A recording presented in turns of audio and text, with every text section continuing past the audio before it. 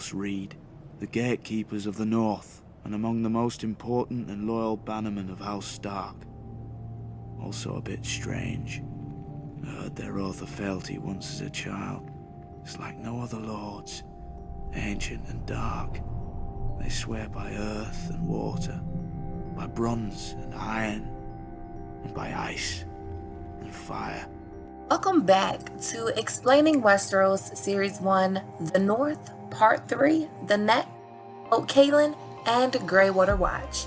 If you missed Part 1, White Harbor, or Part 2, Carhold, Last Hearth, and Dreadfort, I will have those linked for you at the top of this video and also in the description box.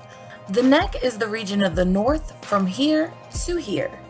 It's the southernest region of the North. The Neck is all bogs and swamp, and the Neck divides the North from the rest of Westeros. The Green Fork of the Trident starts in the Neck. Flint's Finger, Flint Cliffs, and Cape Kraken are all encompassed in the Neck.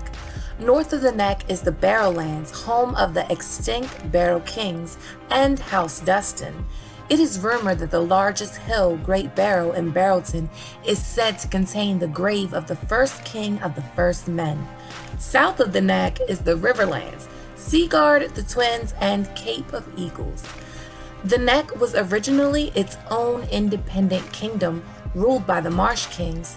That is until the Stark of Winterfell, King Rickard Stark, defeated the last Marsh King and married his daughter, and made the Neck part of his domain to rule from Winterfell. In the Neck, we have Moat Cailin. Moat Cailin is an ancient fortress of the First Men that dates back to the Dawn Age. It's a memory of an age that was once something great. Moat Cailin is now a ruin. Even though it is a ruin or a shadow of better days, Moat Cailin is still one of the North's most important strongholds. Moat Cailin sits on the northern edge of the great swamp known as the Neck. The moat commands the causeway. The causeway is the only dry road into the north, unless you want to get lost in the bogs of the Crannogmen. The causeway makes up part of the King's Road, but with Moat Cailin standing directly in front of you guarding the causeway, you cannot pass unless whoever is holding Moat Cailin allows you to. Moat Cailin has protected the north from southern invaders for thousands of years. Legend says that the children of the forest worked dark magic there, and it was at Moat Cailin that they called upon their gods that flooded the Neck and turned it into a swamp. The Andal Invasion, while it obliterated much of Westeros, the Andals never got north due to Moat Cailin. In the show, Moat Cailin was taken by the Ironborn and then taken back by Ramsay Bolton, or well, more likely Theon. Theon took it back. The Neck, moreover, is controlled by the Crannogmen, and the Crannogmen are ruled by House Reed from Greywater Watch. The Lord of Greywater Watch is Howland Reed. Howland Reed and Ned Stark were together at the tourney of Harrenhal and the Tower of Joy. It is Howland Reed who really killed Sir Arthur Dayne. Howland Reed, without question, knows about the Knight of the Laughing Tree and Jon's true parentage. It is Howland Reed that sent Jojen and Meera to Winterfell to counsel Bran Stark. The Reeds are fiercely loyal to House Stark, and their words of fealty or oaths of faith are sworn to House Stark by earth and water, bronze and iron, ice and fire. The Crannogmen, including the Reeds, are believed to be interbred with the children of the forest. They are a poor folk, fisher folk, and frog eaters. The Crannogmen are small, and many of their ways seem queer to other people. The bogs of the Crannogs have no knights, not living knights. They have enough dead ones, though. This southern lord or that one have tried to find Greywater Watch and failed, ending up drowned in the swamp of the Neck, sinking straight to the bottom under the weight of their armor. Greywater Watch is built on a Crannog, a man-made island that floats and moves, not to be found by Raven or Conqueror. In order to find the Crannogmen, they have to want to find you. When Robb wants to get in touch with Howland Reed, he sends men in long ships through the Crannog and tells them just to bear his Stark sails, and Howland Reed will find them. Crannogmen are said to be able to breathe mud and fly through the trees.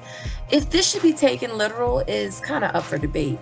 Some people think that the Crannogmen are cowards, actually, fighting with poisoned weapons or hiding from their foes on the floating islands in the deep swamp of the Neck. Howland Reed is an interesting character, and he is the only character alive in the story that has traveled to the Isle of Faces and met with the Green Men. During the year of the False Spring, Howland Reed traveled to the Isle of Faces. If you don't know, the Isle of Faces is sacred to the children of the forest, and it has so many weirwoods, and it was on the Isle of Faces that the pact was made between the First Men and the children of the forest. When Howland Reed traveled to the Isle of Faces during his departure, he noticed a commotion. He stopped at the greatest castle of the Riverlands, Harrenhal, for there was to be a tourney, the tourney of Harrenhal. It was here that Squires teased Howland Reed, and he was saved from his mockery by Lyanna Stark. Howland prayed to the old gods and was rewarded with a mystery knight, the Knight of the Laughing Tree. Howland Reed also saw Lyanna crowned Queen of Love and Beauty, and he also witnessed the carnage that followed.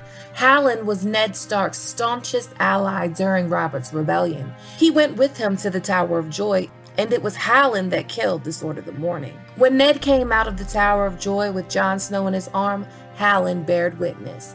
Howland Reed hasn't stepped foot out of the bogs of the Neck for years. The Neck is an important part of the North, and so are the Crannogmen. I find it hard to believe that Howland Reed will not have a part to play in the wars to come. The Reeds are the ones that led Bran to the Three-Eyed Raven, and when Jojen told Howland about his green dream, he sent Jojen and Mira to Winterfell. Howland Reed is important, but Howland Reed knows entirely too much. So if Howland Reed was to come on the scene, he could be used as a tool to confirm Jon's parentage. Other than Bran and Sam, Howland Reed is the only other man that knows the truth. I also have the belief that Howland Reed, having been to the Isle of Faces and met with the Green Men, and also Mira and Jojen's knowledge of the children of the forest, which they probably learned from their father, and Jojen's green dreams, leads me to believe that Howland really remembers what the North forgot. He remembers the secrets of the old gods. Jojen says as much in A Dance with Dragons. Truths the First Men knew, forgotten now in Winterfell. Howland could be very much of a help in the wars to come. There are a lot of theories that swirl around about Howland Reed. Some people think Howland is the High Sparrow. Some people think he's a Shardane's true lover, and the Shardane is in hiding amongst the Crannogmen with Howland Reed, and she's Mira and Jojen's mother. The Howland theories go on for days. It's because he's important and he's very mysterious. But what do you think? Will Howland Reed or the Neck have a part to play in Season 8? I think it's possible. Honestly, to me, I don't see how the Army of the Dead will make it through the causeway, through Moat Cailin, or out of the swamps of the Neck, but they will. So, how? I don't know. As always, thanks for watching. Thanks to everyone that supports me on Patreon. If you like this video, please give it a thumbs up. Please click that subscribe button, hit that notification bell, and join the Sweet Summer family. Okay, my sweet summer children, have a good day.